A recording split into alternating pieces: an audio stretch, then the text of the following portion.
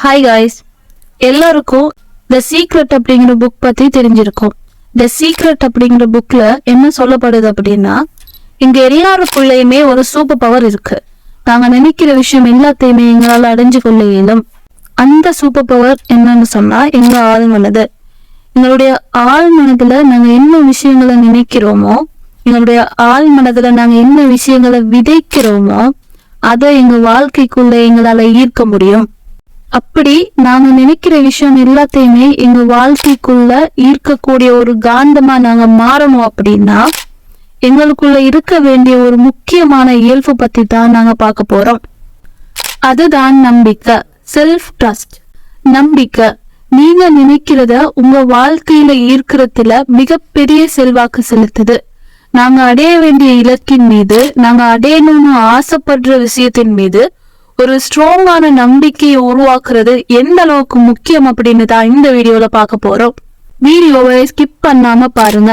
அதுக்கு முன்னாடி நீங்க நம்ம சேனலுக்கு புதுசா விசிட் பண்றவங்களா இருந்தா நம்ம சேனல்ல மணியை பத்தியும், ஈர்ப்பு விதி பத்தியும், வாழ்க்கையின் வெற்றி பத்தியும் ஒரு டிஃபரெண்டான பெர்ஸ்பெக்டிவ்ல பேசிட்டு இருக்கோம்.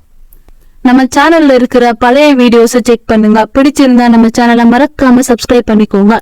இது ரிச் 825. நான் உங்க ருக்ஷி. நம்பிக்கைங்கிறது ரொம்ப பெரிய விஷயங்க.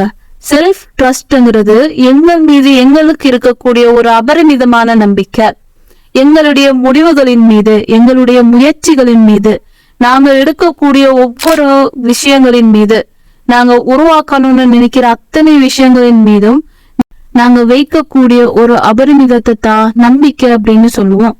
என்னுடைய வாழ்க்கையில நான் எந்த அளவு சேலஞ்ச் அண்ட் ரிஸ்க் சந்திச்சாலும் நான் அடையணும்னு ஆசைப்படுற விஷயம் எனக்கு வந்தடையும், நான் அதுக்கு முழுமையான தகுதி உடையவ அப்படிங்கிற ஒரு அபரிமிதத்தை தான் நம்பிக்கை அப்படின்னு சொல்லுவோம்.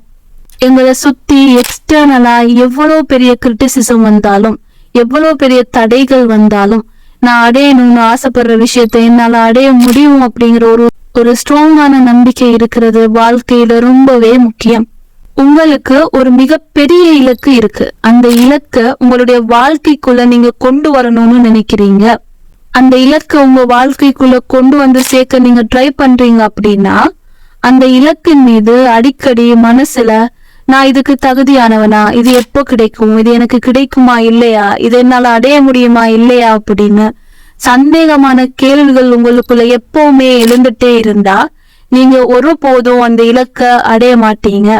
அதோட அந்த இலக்கை அடையறதுக்கான ஒரு சிறு முயற்சியை கூட நீங்க செய்ய மாட்டீங்க. ஏன்னா உங்களுக்குள்ள நீங்க அதுக்கு தகுதியானவங்களா இல்லையா அப்படிங்கிற ஒரு நம்பிக்கை உருவாகல அப்படின்னா கிடைக்குமா இல்லையான்னு தெரியாத ஒரு விஷயத்துக்காக நீங்க ஒருபோதும் முயற்சிகள் எடுக்க முன் வர மாட்டீங்க. அதனாலதான் நீங்க உங்க வாழ்க்கைக்குள்ள ஒரு விஷயத்தை ஈர்க்கணும் அப்படின்னா நீங்க அதுக்கு முழுமையான தகுதி உடையவங்க அப்படிங்கிற விஷயத்த நம்பணும். நீங்க அதுக்கு முழுமையான தகுதி உடையவங்க, அது உங்களுக்கானது, அது உங்களை நோக்கி வந்துட்டே இருக்கு அப்படிங்கிற ஒரு முழுமையான நம்பிக்கை தான் நீங்க அதை அடையறதுக்கு முழுமையான தகுதி உடையவங்க அப்படிங்கிற விஷயத்த உங்க மனதுல உறுதியாக பதிய வைக்கும். அந்த உறுதியான பற்றுத்தான் அந்த இலக்குகளை அடையறதுக்கான அத்தனை சாதகமான சூழ்நிலைகளையும் உங்களுக்கு காண்பிக்கும். அந்த உறுதியான மனநிலை தான் உங்களை உங்க இலக்குகளை நோக்கி எந்தவித பயமும் இல்லாம, எந்தவித யோசனையும் இல்லாம, எந்தவித தயக்கமும் இல்லாம அடுத்தடுத்த முயற்சிகளை போடுறதுக்கான தைரியத்தை கொடுக்கும்.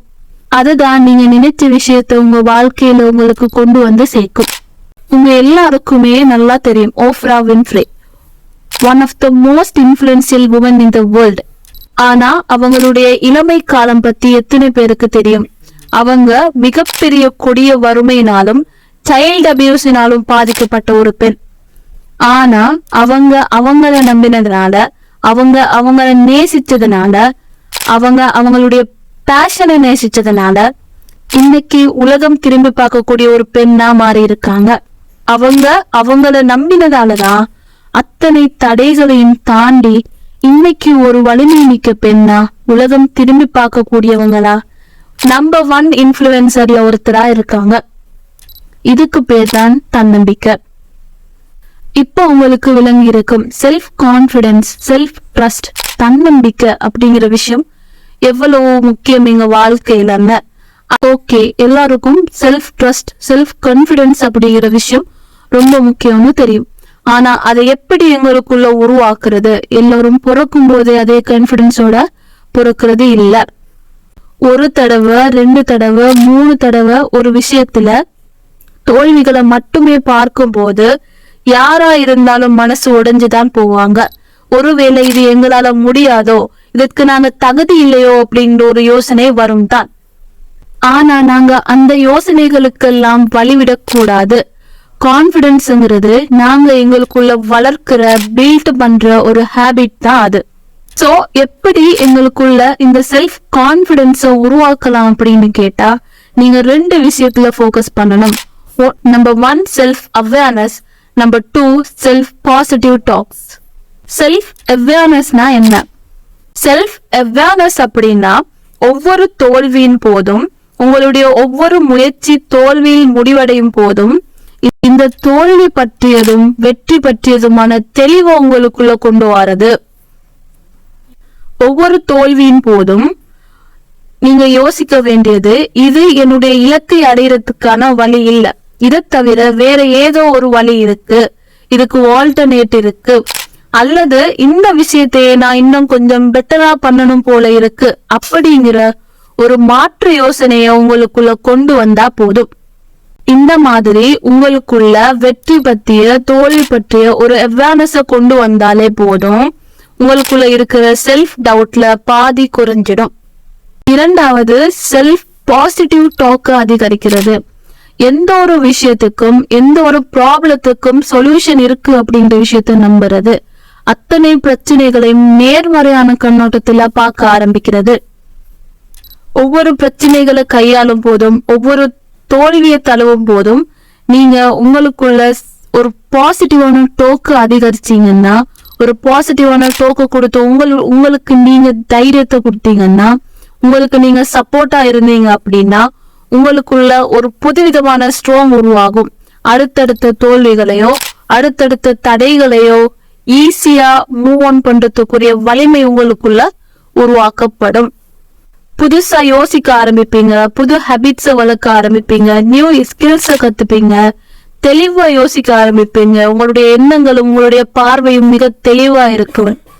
இந்த மாதிரி ஒரு புதுவிதமான மனிதரா நீங்க மாற ஆரம்பிப்பீங்க.